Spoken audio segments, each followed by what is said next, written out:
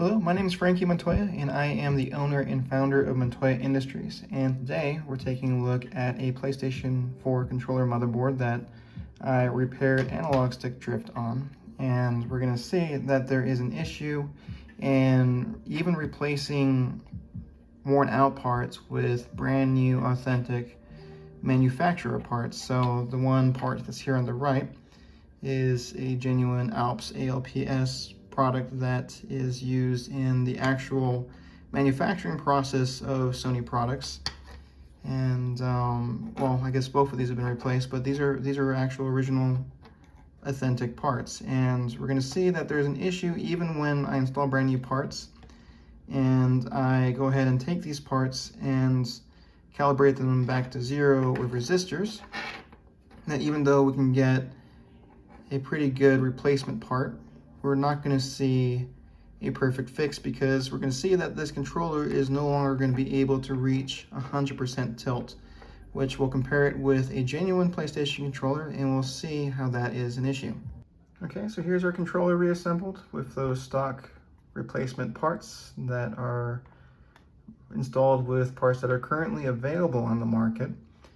And just so we can kind of understand what we're looking at here a little bit better, this is going to be the axis that we're looking at right here for our left analog stick controller. This would be our x-axis, which is left and right. This will be our y-axis, which is up and down. And then this is going to be how well centered our analog stick is. And with PlayStation controllers, there's always going to be a little bit of bounce. That's kind of happening in these numbers right here. But the closer that this is to 0.00, the better. But anything that's really under 0.09 is typically not going to result in analog stick drift for any controller. So we can see that we repaired the original problem where we had a worn out part for analog stick drift, but the issue that we're going to run into here that we'll see is that our axis isn't going to be able to reach 100% even with a genuine installed product. So I'm going to go ahead and put on test circularity right here so we can see just how much range of motions that we have on this left analog stick. So I'm going to go ahead and take this controller and push it all the way to the left and go all the way around. And we're going to see that we have an average error of about 12.2% that we're not able to reach to the edge of our axis. And it's especially bad there on the left side and the bottom side. And we can see that, well, I guess I should say that these represent percentages. So we're getting about 80% of the full tilt of our left axis this way, about 90% that way going to the right. It looks like about, yeah, actually we're getting a full range on the top going up, but going down is really bad at about 78%. So obviously a pretty big issue that we have with this analog stick controller, and if I was to return this to a customer, they would be very upset about this.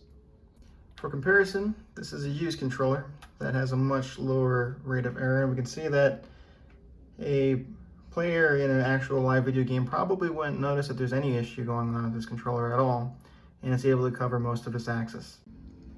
This is a custom prototype part that I designed that is going to address the previous issue that we saw. So this is a physical solution to the problem that we saw earlier.